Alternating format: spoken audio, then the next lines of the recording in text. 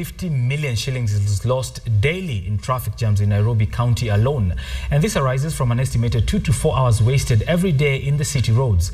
Residents here in the capital spend an average of 57 minutes to get to the central business district from any corner of the Nairobi metropolitan area. Traffic snarl-up has been a menace on Mombasa Road. Many Kenyans plying the route forced to spend hours on the road. Traffic is a major hindrance in accessing the city's central business district. Nairobi residents have to leave home early in order to beat the traffic jam. It does not only affect the business people, but also the university students who find themselves late for classes. Nilikuwa nimejipanga nafaa nifikie Nairobi by 11 and then unapanda tu kwa gari, traffic inashikana, unapata umefika 30 minutes late, 20 minutes late, and then ile kitu ulikuwa unafaifanya ishapita, so hauwezi fanya. At the same time unapata kama ni kama ulikuwa busy, kama ulikuwa kama biashara, unapata ma client mnakosana juu nadhani huyu mse hajui keep time, but unacheki ni traffic. Kama student unaingia classes unapata wasee washatoka. During the peak hours, the matatus hike the prices to make a huge profit. Nairobi osiaringamia senda Kangware. Yaya Kangware. Nairobi osiaringamia. Hiyo masaa fulani, okay, naosemea kama route yangu.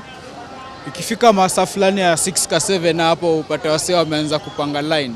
Nasikia mpaka fare sometimes kama kuna nyesha atautambua 200, hizi times zingine 150. Unaona, na but size ukienda mchana size fare ni 50 bob na 70. Yeah.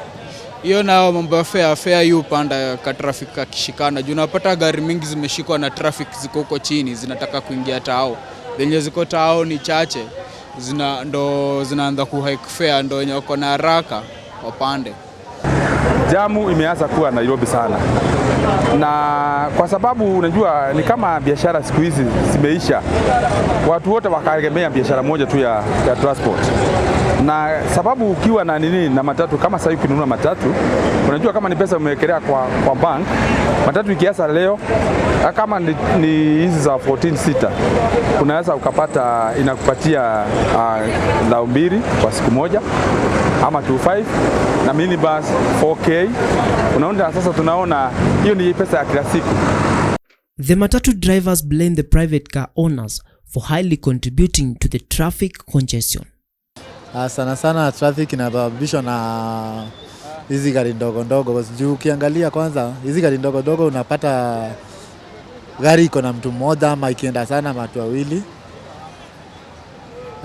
Alafu tena hata sometimes mpaka unakuta mpaka kama roundabout kama ile ya GPU hivi unakuta kama askari mmoja ana favor line moja. Rapidly growing cities faces an issue of traffic, and Nairobi is not exemption. It does not only contribute to waste of time, but also contributes to loss of revenue. Faithful Joshua, an economic expert, tells us how much Nairobi City loses every day. With Nairobi City congestion right now, and of course traffic being the main factor with congestion, Nairobi poses to lose around 50 million in a day. And when you do the math, around 50 million in a day to multiplied by 365 days in a year, that comes to around a rough figure of about 2 billion in a year. 2 billion in a year, that is an amount that you would use well in funding infrastructure, building better infrastructure, focusing on better health, focusing on better accommodation, especially for the Nairobi residents, and of course easing the traffic too. So it's a matter of the government itself and of course the people, the various stakeholders and partners within Nairobi to focus on how we are going to channel this amount of money, or rather how we are going to reduce this congestion so that we can save this amount of money in revenue. Yeah. On the blame game about who causes traffic between the private car owners and public service transport, Joshua says the blame game will continue to exist, but he believes with many private cars on our roads, traffic will remain to be a major threat. The congestion itself is filled with the private cars. You find that the cars, especially the traffic, is always huge at the end month and at the start of the month. This is when most of the Nairobi residents have received their salaries. They can now fuel, and you find that mostly the cars fill up the road on Monday, on Tuesdays, and on Fridays. This congestion is barely because of private cars, and I can put it on private cars. Joshua, on the other hand, believes that the public service sector has a big role to play when it comes to solving the issue.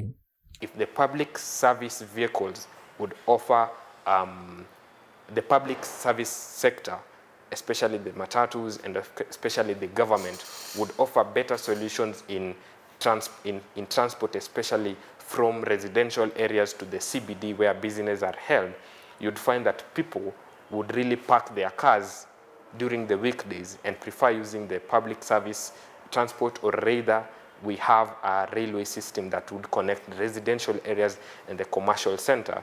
You'd find that we'd have a better transport system where people would leave their cars at home and of course come to the city, and would ease this congestion. In comparison to other cities in Africa, a city like Nairobi shouldn't be grappling with traffic at this 21st century. Nairobi City, at this day and era, we're having technology.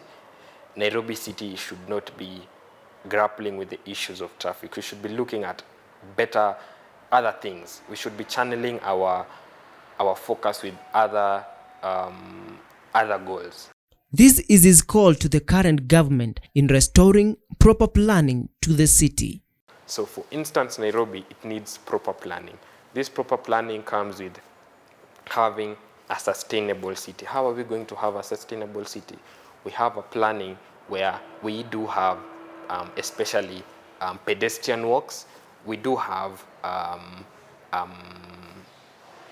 strict guidelines, especially the rules. Rules are very crucial, where especially for the pedestrians, for the cyclists, for the car owners, for especially, of course, the matatus, you see. So these are planning that's supposed to happen within the city. Nairobi residents and matatu drivers are hopeful that Governor Johnson Sakaja will bring back sanity in the city. Historia wanasiasa ni ile unacheki. Wanasema watatengeneza wakiingia. But I hope it's too early to judge. So I hope atatengeneza, I hope ata keep up his promise. Mambo ya kama hizo breakdowns venye alisema tu ziondolewe. Hao makanjo walikuwa wanatunyanyasa sana. Ukishukisha hivi hata kama ni mtu mmoja hapa, kama ni mtu mkongwe hivi wanakushika. Ukijaribu ati kunini, kama maybe unaweza kuwa uone light na mmefuatana magari kubwa kubwa, ukienda tu hivi ukimake line ukiguza ka line hivi wanakushika. Lakini venye amefanya hivyo, at least amejaribu. Kwa hivyo ndio unaona Nairobi magari ni mingi, lakini kuna kitu moja nataka kusema.